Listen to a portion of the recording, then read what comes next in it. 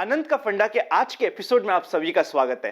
क्या रहा दिवाली के मुहूर्त ट्रेडिंग के सेशन में, और मोर देन दैट क्या है अब आने वाले दिनों के बारे में एक्सपेक्टेशंस, क्या है ट्यूसडे की एक्सपेक्टेशंस, जब मार्केट ओपन होगा वहां पे हमारी क्या स्ट्रैटेजी रह सकती है, डिटेल में डिस्कस करेंगे। उसी के साथ साथ काफी क्वेरीज आप सभी की मैं आज के इस वीडियो में सॉल्व करने की कोशिश करूंगा। क्वेरीज से कुछ ऐसे इंपॉर्टेंट प्रिंसिपल्स भी हमारे लिए बनने वाले हैं जो शायद हमें हमेशा लाइफ लॉन्ग काम आने वाले हैं। बड़ा ही इंपॉर्टेंट वीडियो है, अभी से ही इस वीडियो को लाइक कर दीजिएगा क्योंकि आप सभी को आने वाला है बहुत ज्यादा मजा। मेरा नाम है Anant Ladda, CFA CS CFP LLB। Open for all Telegram का लिंक डिस्क्रिप्शन में, वरना आप टेलीग्राम पे जाके इन्वेस्ट आज पर कल सर्च करेंगे तो आपको ये ओपन फॉर ऑल चैनल मिल जाएगा। चलिए शुरू करते हैं अनंत का फंडा का पहला पार्ट, जिसका नाम है मार्केट टुडे।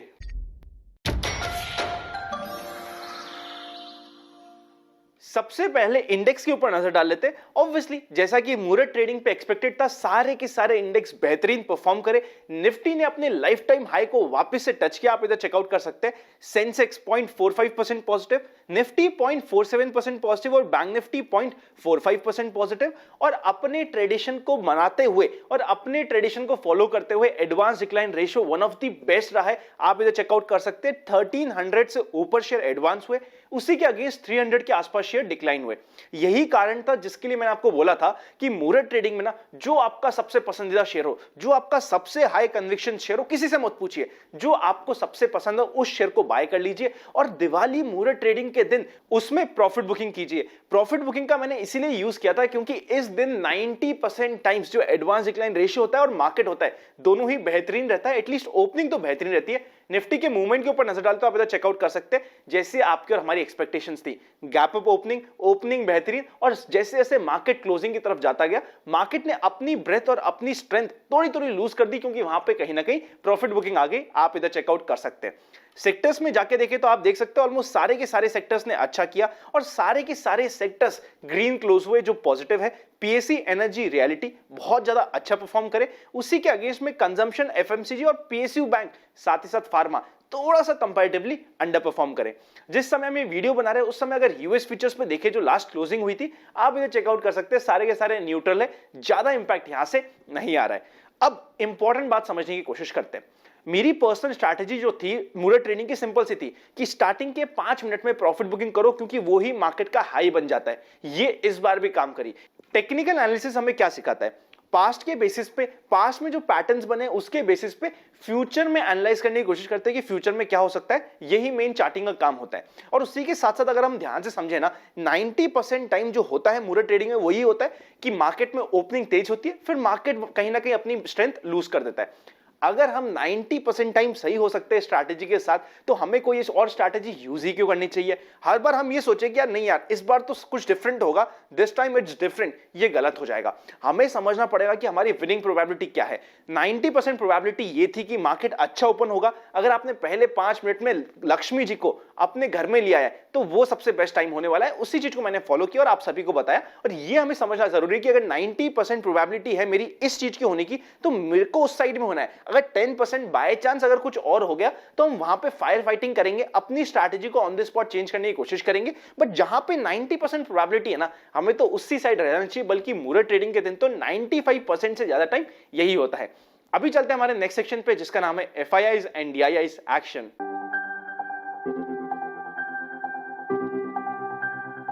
FIIs और DIIs की दोनों की तरफ से थोड़ी बहुत प्रॉफिट बुकिंग हुई है, आप इधर चेकआउट कर सकते हैं। 78 करोड़ FIIs ने बेचा है और 20 करोड़ के आसपास DIIs ने बेचा है। अब चलते हैं हमारे नेक्स्ट सेक्शन पे, इंपॉर्टेंट होने वाला है। शुरू करते हैं व्यूअर्स क्वेरी।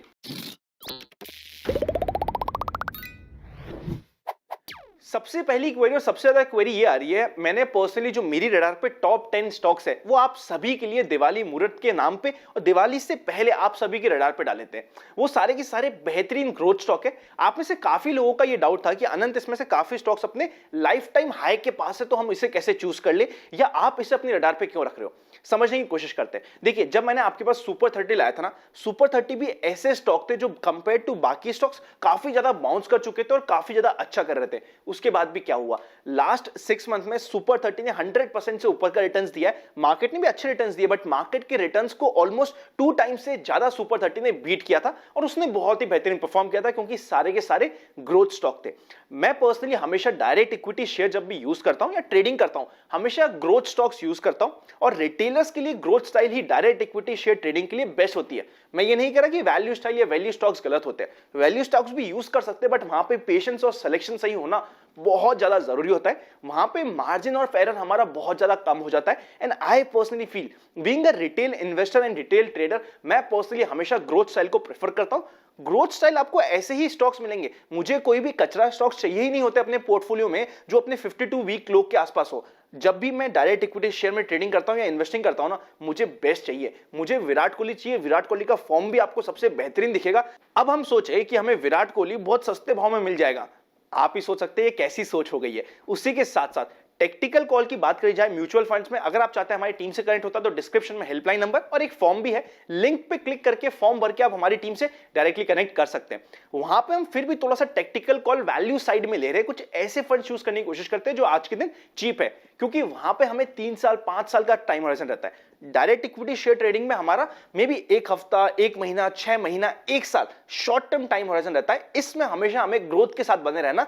अगर आप रेगुलर सक्सेस चाहते हैं, अगर आप चाहते हैं कि रेगुलरली आपकी इनकम बनती रहे, अगर आप चाहते हैं कि आपकी रेगुलरली परसेंटेज सक्सेस की बनी रहे, तो आपको ग्रोथ के साथ रहना जरूरी होता है। सेकंड क्वेरी ये आ रही है कि प्राइवेट चैनल क्या है। देखिए, प्राइवेट चैनल पर जुड़ने का सिंपल सा प्रोसेस है, डिस्क्रिप्शन में डीमैट अकाउंट ओपनिंग लिंक, उसी के साथ साथ एक लिंक दे रखा है। उस लिंक पे जैसे आप बेसिक डिटेल्स भरेंगे, डीमैट खुलाने के बाद हमारी team with in 10 days verify करके आपको प्राइवेट चैनल पर जुड़ने का प्रोसेस मेल पे ही दे देगी। वहां पे हम काफी एडिशनल अपडेट्स, काफी मेरी पर्सनल ट्रेड्स, काफी एडिशनल एजुकेशन रिलेटेड मटेरियल डालते हैं, आपके लिए यूजफुल हो पाता है। जैसे मैं पर्सनली किस बेसिस पे एंट्री लेता हूं, कब एग्जिट लेता हूं, ये सारी चीजें हम वहां पे शेयर करते हैं। लगे यूजफुल तो आप डीमैट खुला के प्राइवेट चैनल का पार्ट बन सकते हैं, वरना आप चाहे तो ज्वाइन बटन मेंबरशिप भी कंसीडर कर सकते हैं। दोनों लेवल ऑफ मेंबरशिप आ गई है। नॉर्मल मेंबरशिप, अगर आप नॉर्मल ट्रेडर है, आपका पोर्टफोलियो 1 लाख, 2 लाख, 5 लाख, 10 लाख तक का है, आप कुछ सीखना चाहते हैं, एडिशनल एजुकेशन चाहते हैं कि मैं पर्सनली कैसे फ्रेम करता हूं, डेमो देखना चाहते हैं, तो normal membership learn to earn लिख सकते हैं और ले सकते हैं। पर अगर आपके पास ऑप्शंस की जितना कैपिटल है, तभी आप ऑप्शंस वाली स्ट्रैटेजीज में जाइएगा और ऑप्शंस वाली स्ट्रैटेजी सीखने की कोशिश कीजिएगा। वो एक सेपरेट मेंबरशिप है, वो आपको ज्वाइन बटन में नीचे जैसे आप स्क्रॉल करेंगे तो मिल जाएगा। मेक श्योर कीजिएगा, हर किसी को फ्यूचर एंड ऑप्शन वाली ज्वाइन करनी ही नहीं चाहिए। वहां पे मैं पर्सनली हाई कैपिटल रिक्वायरमेंट वाली स्ट्रैटेजीज मेरी पर्सनली डेमो करके बताता हूं। वहां पे कैपिटल भी ज्यादा रिक्वायर्ड होगा। नॉर्मल जितनी भी स्ट्रैटेजीज होगी उसे मैं लर्न टू अर्न में भी बताने वाला हूं, नॉर्मल में वहां पे भी रखने वाला हूं, बट जो हाई रिस्क और हाई वॉलेटाइल और थोड़ी सी रिस्की ट्रेड्स होती है, उन्हें मैं थोड़ा सा, जिनके पास कैपिटल है और वो उसे यूज भी कर सकते हैं, सिर्फ उन्हीं को बताने की कोशिश करूंगा। अब चलते हैं हमारे नेक्स्ट सेक्शन पे, जिसका नाम है stocks of the day.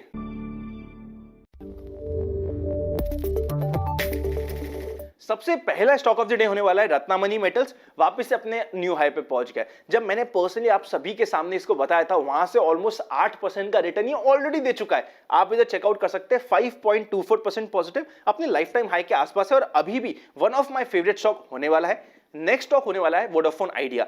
Vodafone idea में फाइनली 8.50 का एक मेजर सपोर्ट होने वाला है। अगर इस सपोर्ट को सस्टेन कर पाता है 8.50 को, तो यहां पे 12 रुपीज तक के टारगेट ओपन होते हैं और ये हमारे रडार पे अब हो सकता है। वैल्यू स्टाइल है, आई नो मेरी पर्सनल स्टाइल नहीं है, बट आप में से काफी लोगों का फेवरेट स्टॉक है, तो एटलीस्ट मैंने सपोर्ट और रेजिस्टेंस और टारगेट लेवल बताने की कोशिश करी है। BPCL 4.78% positive. रिलायंस 2000 के आसपास क्लोजिंग हुई है, स्ट्रॉन्ग क्लोजिंग है। रिलायंस के लिए इंपॉर्टेंट सपोर्ट होने वाला है 1970 का और रेजिस्टेंस होने वाला है 2030 का। इन दोनों को ध्यान रखना जरूरी है। जिस भी साइड ब्रेकआउट हो उस समय हमारी नजर हो सकती है, बट आई एम फीलिंग 1970 के लेवल को रिलायंस 3 बार टेस्ट कर चुका है।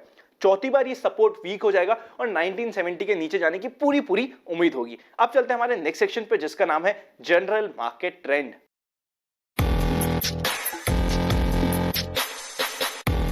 जनरल मार्केट ट्रेंड अभी भी पॉजिटिव है। एक भी डिस्ट्रीब्यूशन डे अभी तक नहीं आया जो सबसे पॉजिटिव है मार्केट के लिए, बट अब यहां पे हमें थोड़ा सावधान रहना चाहिए। जो अभी तक दिवाली फेस्टिवल मूड था वो मार्केट में फाइनली थोड़ा सा कूल डाउन होगा और मार्केट वापस से स्टेबलाइज होने की कोशिश करेगा। अब चलते हैं फाइनल सेक्शन पे, जिसका नाम है एक्सपेक्टेशंस फ्रॉम टुमारोज मार्केट।